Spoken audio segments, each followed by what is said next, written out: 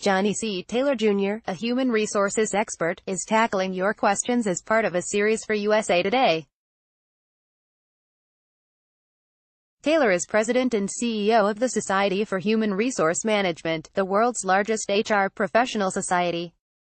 The questions submitted by readers and Taylor's answers below have been edited for length and clarity. Question. In a meeting, my HR manager invited me to share my thoughts and concerns about management. He specifically noted that his office was a safe place where I could speak freely and not get in trouble. I shared several concerns about my supervisor.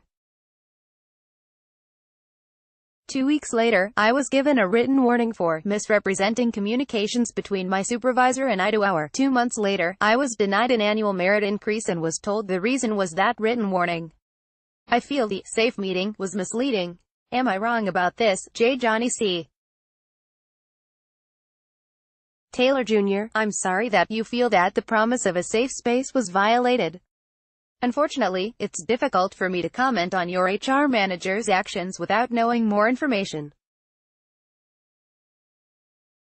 I can discuss your question in general terms, which may be helpful. One of the greatest challenges for an HR professional is balancing the sometimes conflicting responsibility of being a trusted resource for employees and an effective partner for the business. At times, employees may assume that anything said to an HR professional is confidential and cannot be shared. However, if an issue raises concerns about potential liability for the organization or can significantly impact the business or other employees, then the HR professional is obligated to discuss the situation with those who need to know within the company. When an employee asks an HR professional for a confidential discussion, the HR professional often must tell the employee that, depending on what is shared, the matter might not be able to remain entirely private.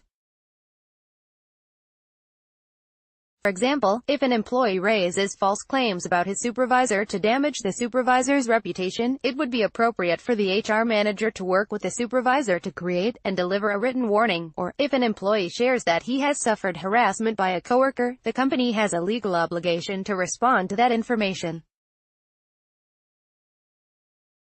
As a result, the information most likely would need to be shared with others who can investigate the matter further. HR is the guardian of workplace culture and works in the interests of the entire organization. It's not a matter of taking sides.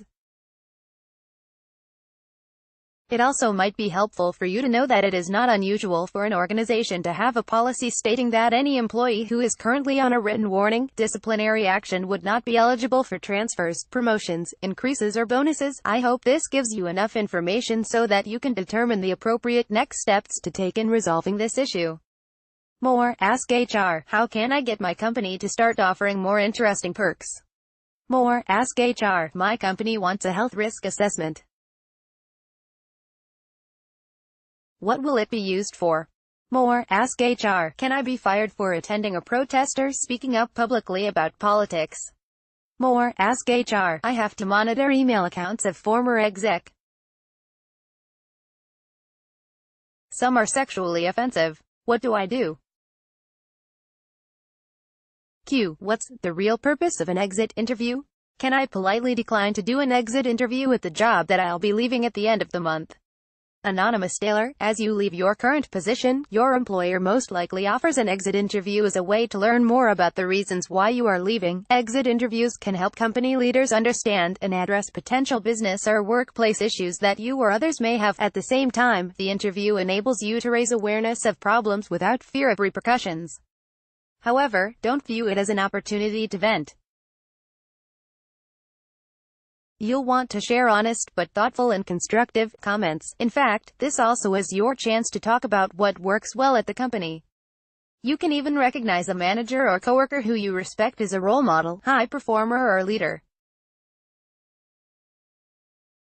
The interview is likely to be conducted by an HR representative rather than a direct manager. This allows the departing employee to feel comfortable sharing information.